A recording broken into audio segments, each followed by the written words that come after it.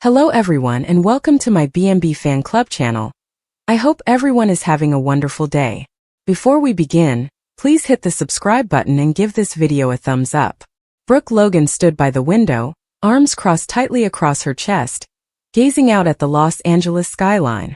The city gleamed in the late afternoon sun, but her heart was heavy, a storm of anxiety and doubt raging inside her. She'd been by Ridge's side for hours, since the call came in that he'd been in a vehicle accident on Mulholland Drive. A sloppy road, a tight bend, a collision with a guardrail, details that remained fuzzy, much like Ridge's current condition. The doctors had made it clear, catastrophic brain damage. Amnesia was a possible, if not probable, outcome. But Brooke couldn't understand what that meant for them, their love, and the life they'd worked so hard to create. She returned to him, her gaze following the familiar creases on his face. Even while unconscious, Ridge exuded strength and charisma. He had served as her anchor, passion, heartbreak, and home for decades. They had withstood scandals, betrayals, and rivalries, yet they always found their way back together. But this was different. This was not a struggle that could be won via words or promises. Brooke felt powerless as she fought against the fragility of memory. "Ridge," she said quietly, her voice wavering as she grabbed for his hand. It was warm but unresponsive, with the weight of silence pressing against her chest. "You need to get back to me. You must remember." The door creaked open and Dr. Patel entered, clutching her clipboard hard. She was a kind woman, her eyes warm with empathy, but her professionalism was unwavering. "Ms. Logan," she said gently, "we've completed the preliminary tests. Ridge is stable, but the extent of his amnesia will become obvious once he awakens. It may be partial, transitory, or more pervasive. We won't know till he is conscious." Brooke nodded, her throat tightening. "And when will that happen?" "We hope this happens soon. His vitals are strong. It's just a matter of time." Dr. Patel paused before adding, "You should relax, Brooke. This might be a long road." Relax. The word seemed like a terrible joke. How could she rest when the man she loved was lost in some inaccessible region of his own mind? She mustered a little grin, thanked the doctor, and returned her attention to Ridge. Resting was not an option. Not now. Not ever, even if it meant losing him. Days followed, one after the next, a jumble of hospital coffee and mumbled prayers. Ridge awoke on the third day, his eyelids flickering open to face Brooke's eager stare. But when she saw his expression, confusion, distance, a blank spot where recognition should have been, her heart sunk. "Ridge," she spoke quietly, leaning closer. "It's me, Brooke." He blinked, furrowing his brow as he examined her features. "Brooke," he repeated, the word sounding strange to his tongue. I know you." The question was like a knife in her chest. She swallowed hard, forcing herself to remain calm. "Yes, Ridge. I am your wife. We've been together for years. You will be okay, I promise." But he was not fine. The doctors confirmed retrograde amnesia. Ridge's memories were fragmented, like a jigsaw puzzle missing half of its components. He recalled fragments of his boyhood, glimpses of Forrester creations, the smell of fabric, and the sound of sewing machines. But the personal parts, his marriages, children, and life with Brooke were gone, hidden behind a wall his intellect couldn't penetrate. Brooke pushed herself into helping him recuperate. She brought photo albums to the hospital, full with images from their weddings, travels, and joyous occasions. She played songs they had danced to and related stories from their past, hoping that something would spark. Ridge's comments, however, were polite and aloof, as if he were listening in on someone else's life. He did not push her away, nor did he reach for her. The man who had once embraced her so fiercely now looked at her as if she were a stranger. Back at Forrester Creations, word of Ridge's accident shook the organization. Eric, Steffi, and Thomas banded together, but the absence of Ridge's leadership left a gap. Brooke attempted to hold things together by organizing meetings and comforting clients, but her heart was not in it. She was fraying, her strength weakening with each day Ridge forgot her. Steffi, ever the pragmatist, took Brooke aside one afternoon in the Forrester boardroom. "Dad needs time," she remarked, her tone stern but not harsh. "You cannot push this, Brooke. You are exhausting yourself." "I have to try," Brooke said, her voice raw. This is my hubby, Steffi. I can't simply give up. No one is saying give up. But you aren't eating or sleeping. You'll burn out and then what? Dad needs you strong, not broken. Brooke wanted to protest, but Steffi's words hurt. She was running on fumes, her hope fading with each blank expression Ridge gave her. She still couldn't stop. She took him home from the hospital, arranging their bedroom with familiar items, his favorite scent, the bedspread they had purchased in Paris, and the sketchbook he had always kept by the bed. She cooked his favorite meals, watched his favorite movies, and did anything to stimulate his memory. But Ridge remained distant, polite but unapproachable, a ghost of the guy she loved. Weeks progressed into months and the strain started to show. Brooke's sisters, Donna and Katie, were concerned for her. You're losing yourself in this, Donna observed one evening while sitting across from Brooke in the Logan living room. You can't keep living for a man who doesn't even know you. He'll remember, Brooke assured, despite her hesitant tone. He has to. Katie looked at Donna, her countenance distressed. Brooke, what if he doesn't? You two deserve to live. You can't put your life on hold indefinitely. But Brooke couldn't let go. She hoped that one day Ridge would look at her and recognize her, not as a stranger or a caregiver, but as the woman he'd loved through 1,000 storms. She plunged herself into research, consulting specialists and attempting various cures. She disregarded the whispers at Forrester Creations, the pitying stares from friends, and the widening distance between her and the life she had known before. Then came the day that crushed her. It was a calm Saturday, the type of day they used to spend together, laughing over coffee and sketching designs side by side. Brooke had prepared breakfast, intending to recreate a memory from their past. She arranged the table with care, placing a solitary rose in a vase as a tribute to a memory from their honeymoon. Ridge sat across from her with a courteous but empty gaze. Ridge, she asked softly, do you remember when we were in Venice? You chose a rose from that small garden near the canal and put it behind my ear. You said that was the only thing as lovely as me. He stared at her, his eyes searching but vacant. That sounds nice, he finally answered, keeping his tone neutral. But I don't remember it. The words were a quiet sadness. Brooke felt something inside her fracture, a fault line that had been shaky for months finally breaking way. She excused herself, her vision blurred from weeping, and fled to the restroom. She slumped to the floor, sobbing into her hands. She had sacrificed everything, her time, her heart, her hope, but it wasn't enough. Ridge was drifting apart, not because he didn't love her, but because he couldn't. The days that followed were a whirl of agony. Brooke began to withdraw, not out of anger, but out of survival. She stopped pressing Ridge to recall and filling the silence with memories from their past. She still cared for him and loved him, but she couldn't keep pouring herself into a nothingness. Ridge observed the shift, but didn't comprehend it. You're different, he murmured one evening, his tone cautious. Have I done something wrong? No, Brooke replied, her smile brittle. You did not accomplish anything. I need to take care of myself too. He nodded, but there was a flicker of something in his eyes, either perplexity or shame. It was the first genuine emotion she'd seen from him in weeks, and it gave her a brief moment of hope. But it wasn't enough to bring her back.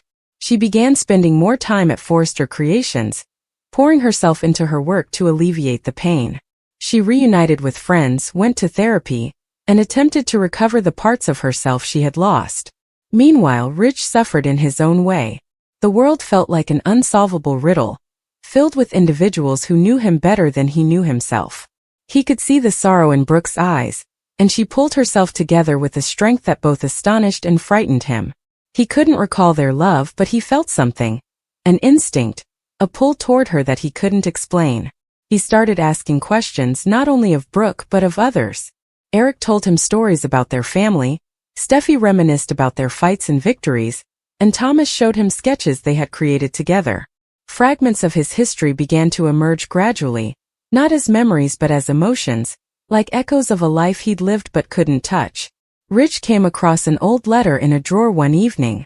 It was in Brooke's handwriting and dated years ago. A love letter from a period when they were separated. You are my heart, Ridge, the message stated. No matter what comes, no matter how many times we break, I will always find my way back to you. The word sparked something in him, a warmth that seemed both unfamiliar and familiar. He read it several times, attempting to connect with the man who had inspired such devotion.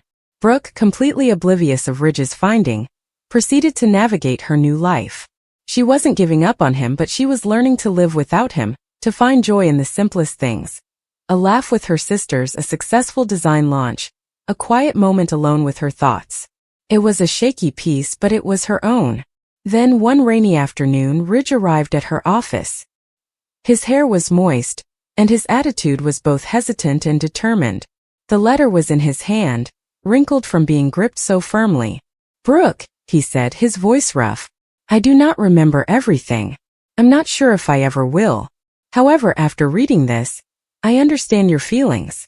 I'm not sure how to explain it, but I know you're significant. More than important." Brooke said, "You're everything." Her heart raced. She wanted to run to him, hold him, and believe that this was the breakthrough she had been praying for.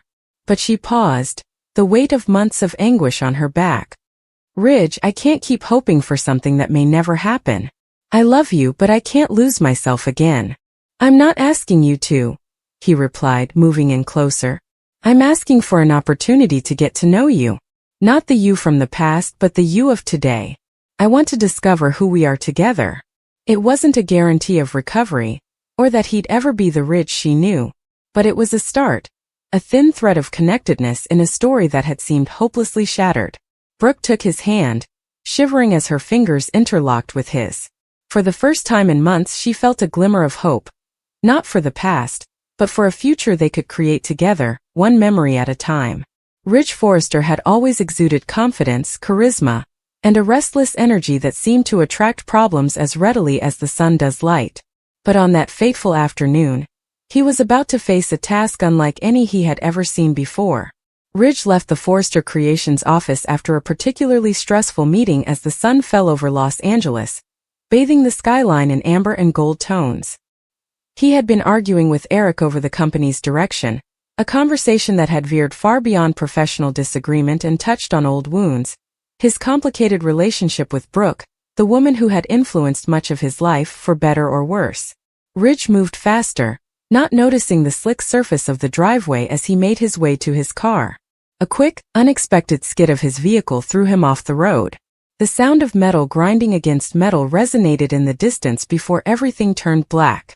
Ridge awoke in a hospital bed, the clean odor of antiseptic filling his senses and the steady beep of a heart monitor keeping time. Confusion clouded his head, and his memories were blurry and fractured. Names, faces, and events that had once defined him now felt like half-remembered nightmares. The doctors gently informed him that he had suffered a head injury, resulting in amnesia. Ridge couldn't recall Brooke. He couldn't recall the love, betrayal, passion, and grief. He couldn't remember the life he'd battled so hard for. Meanwhile, Brooke Logan experienced a different type of heartbreak. She had always known Ridge was reckless, headstrong, and occasionally frustrating, but she had never imagined a situation like this. The man she loved, the one who had left and returned more times than she could remember, the man who had been the center of her universe, was now a stranger to her. Visiting him in the ICU triggered a deep ache that threatened to crush her. She tried to approach him, to elicit memories, but each attempt was received with polite perplexity and distant eyes that appeared to see through her rather than into her. Days progressed into weeks. Ridge's rehabilitation was delayed. He regained physical strength, but his mind was blank. Brooke, yearning to connect, confronted an uncomfortable reality. Without Ridge's memories, without the man she had loved for decades, she felt as if she was already grieving. She became aware that her presence might be more of a burden than a relief. Her visits, once full of optimism, had turned into periods of silent anguish while Ridge glanced at her and smiled politely, unable to bridge the chasm that now opened between them. The world around them has moved on. Employees at Forrester Creations whispered behind closed doors. Eric, concerned about his kid but unsure how to deal with the situation, relied mainly on Ridge's siblings and colleagues for advice. Steffi and Thomas attempted to strike a balance between hope and pragmatism. Each had their own perspective on Ridge's injury, and what it meant for the family and the organization. Ridge's forgetfulness was more than simply a personal tragedy. It was a ripple that threatened to shake everything around him. Brooke made a heartbreaking decision as she felt increasingly lonely. She knew that sticking near to Ridge, insisting on her love and their shared past, was just making him confused and frustrated. The man she loved was not in front of her. The Ridge she knew, the Ridge who had made her laugh, weep, and feel fully alive, was no longer present, at least for the time being. Brooke chose to take a step back after experiencing terrible clarity. She would allow him time to rediscover himself, even if it meant watching from the sidelines and feeling abandoned herself. The days that followed were peaceful but filled with tension. Ridge's world remained a swirl of faces and voices that felt both familiar and remote. He got a feeling that something significant had changed, but he couldn't put his finger on what. Brooke's absence left a subtle gap, like a missing piece of a puzzle he couldn't quite put together. Ridge's friends and family attempted to fill the void by providing support, conversation, and subtle nudges to activate his memory, but he remained locked in his mental fog. Each minor revelation, a photo on the mantle, a conversation about a shared vacation, a brief emotion evoked by a song, was like a brushstroke on an unfinished canvas. Meanwhile, Brooke battled the tempest within her own emotions. She'd loved Ridge for decades through betrayals, heartbreaks, and reconciliations, but now she faced the ultimate test. Loving someone who couldn't remember her and couldn't respond because he'd lost the ability to acknowledge their shared life. Her own identity, which was inextricably linked with Ridge's, felt endangered. She began to immerse herself in work at Forrester Creations, managing the company's pandemonium with her characteristic intensity, but every completed project and signed contract felt hollow without the personal connection she sought. Ridge began to get glimpses of recognition, heightening the strain. Small unbidden emotions rose within him at unexpected times. A pang of desire when he saw a photograph, a faint sense of belonging when he touched a familiar object, but he couldn't connect them to Brooke. His mind, stubborn and disagreeable, resisted the reality, leaving him frustrated and yearning to restore his sense of self. He sought guidance from his family, particularly his sister Felicia, who attempted to provide confidence without overwhelming him. "Ridge," she observed gently one afternoon, "you're discovering yourself again. That is all. Memories will arrive in their own time. You don't have to force it." However, Ridge was not used to waiting. The frustration bubbled beneath his calm appearance, prompting him to push boundaries, test limitations, and on occasion, strike out at those who attempted to assist him. Brooke was left reeling after each argument, no matter how brief. She wanted to be there for him, to calm his concern and terror, but each word of encouragement seemed to push him more into bewilderment. As a result, her decision to step back, which was originally motivated by love and prudence, began to seem like abandonment in her heart. In the midst of this inner struggle, a new character appeared on the scene. A woman who had been captivated to Ridge's charm before his injury, and saw an opportunity in his fragility. She approached him with friendliness and familiarity, infusing conversations with gentle praise and attention, making him feel seen in a manner he hadn't felt since waking. Ridge, seeking connection and unsure who to trust, found himself drawn to this new presence. Brooke watched from a distance, her heart bleeding more with each passing day. She realized that, while standing back was vital for Ridge's recuperation, it also exposed him to forces beyond her control. Despite this, Ridge and Brooke shared a transient bond. A giggle at a shared joke, a slightly too long glance, a dreamlike sense of familiarity that neither could entirely explain. These few moments served to remind Brooke that the love they had shared was not lost. She clung to these tiny sparks, hoping that one day Ridge would remember and they could repair what had been shattered. Recognizing the difficult balance, the family attempted to design events that could evoke Ridge's memories. Vacation photos, old love letters, and personal artifacts are tastefully placed. However, the mind is not readily influenced, and Ridge's forgetfulness remained resistant. Each attempt was a gamble, a delicate balance of optimism and disappointment. For Brooke, each unsuccessful attempt was a dagger, and each partial recognition was a bittersweet reminder of what could have been. Ridge's life slowly returned to normalcy over the course of several months. He returned to work at Forrester Creations, socialized with friends and coworkers, and tentatively pursued new relationships. Brooke, meantime, had come to accept a sad truth. The Ridge she adored might not return as the same man she knew. Nonetheless, her love for him remained strong, quietly enduring in the shadows, a steady undercurrent beneath the surface of her daily existence. Ridge's tragedy and accompanying amnesia transformed his life, but it did not completely destroy the foundations of love, family, and connection.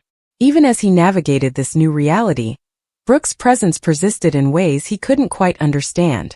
She remained a light of a history he could not access, but which would undoubtedly impact the road he was building. Ridge and Brooke's journey, once defined by drama, passion, and recurrent cycles of love and betrayal, has now begun a new chapter. One distinguished by loss, rediscovery, and the delicate, patient hope that true connection, even when shrouded by memory, can remain. In the quiet times when Ridge looked out a window or Brooke halted in the bustling halls of Forrester Creations, the shared past they couldn't yet completely access murmured between them, promising that some bonds, no matter how damaged by time or circumstance, were never totally destroyed. Ridge gradually rebuilt his life, and Brooke dealt with the pain of loving someone she could no longer reach, laying the groundwork for a journey that would test their resilience, redefine their identities, and ultimately, call into question the very essence of love itself. Even amnesia and abandonment couldn't extinguish the flames of desire, optimism, and the ever-present chance of reconciliation in the bold and the beautiful. And so their journey continued, fragile yet unbroken, proving that love, in all its manifestations, was never truly lost. It only waited for the appropriate time to be remembered.